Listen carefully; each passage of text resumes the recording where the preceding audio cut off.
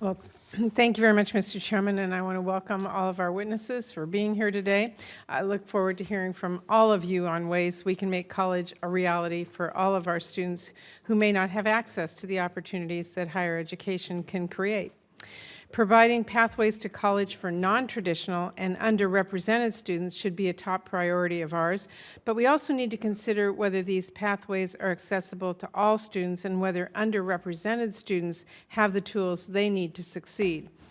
I believe we had a productive conversation on reducing college costs last week, and Chairman Alexander, I was encouraged to hear you say simplification shouldn't mean eliminating aid, and the Higher Education Act should be student-centered. I couldn't agree more, but as we all know, devil's in the details. I am confident we can find a bipartisan solution, but it will be challenging, and this is just a beginning.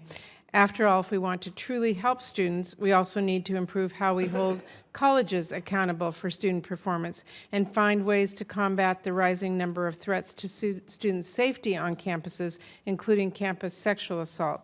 And because many of these challenges are intertwined, I look forward to working with the chairman and stopping at nothing less than a comprehensive reauthorization of the Higher Education Act.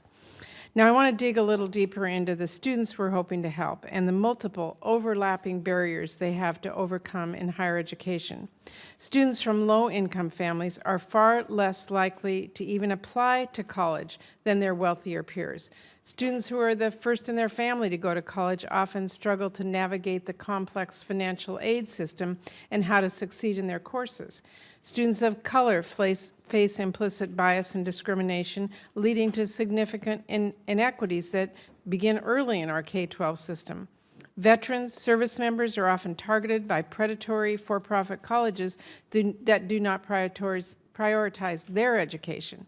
Students who are homeless or in our foster care system get lost in paperwork and bureaucracy when they try to apply for financial aid and housing.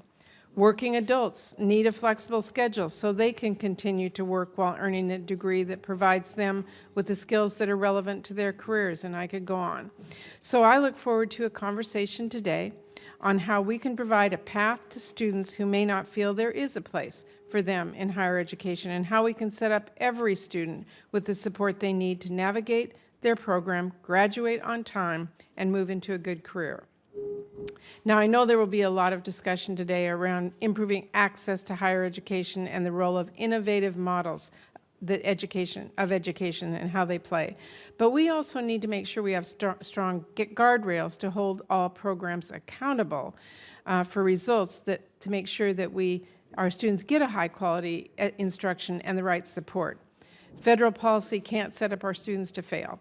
We would not want to repeat instances where students were misled or cheated by their schools and are now stuck paying back loans on a non-existent or worthless degree. In the worst cases, a student's college or training provider may have decided they could no longer make a profit and simply closed down or collapsed, and those kinds of outcomes are unacceptable. But there are a number of solutions I believe can work in conjunction to support students, improve access, and encourage responsible innovation.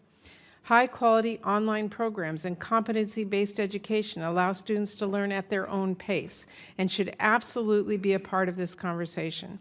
They can give students the flexibility to work on their degree when and where they want to, whether that's at home, as the chairman talked about, after their kids have gone to bed, or even on their commute to work. But many of these schools and programs fail to provide students who need the most help with the supports they need to succeed. Sometimes that deepens the equity gap we already have. All programs must be held accountable for educating students and preparing them for jobs in today's changing economy. Additionally, colleges and universities should create partnerships with high schools to offer dual enrollment programs or early college opportunities, giving all students, including underrepresented students, a better shot at success. And we must provide students with the tools to make it to graduation day, including in-depth advising, tutoring, career counseling, and full financial support to help with their child care and textbooks and food and housing and transportation. These are just some of the many solutions proposed to address gaps in higher education enrollment, persistence, and completion. And I hope we can debate the merits of each of these thoroughly.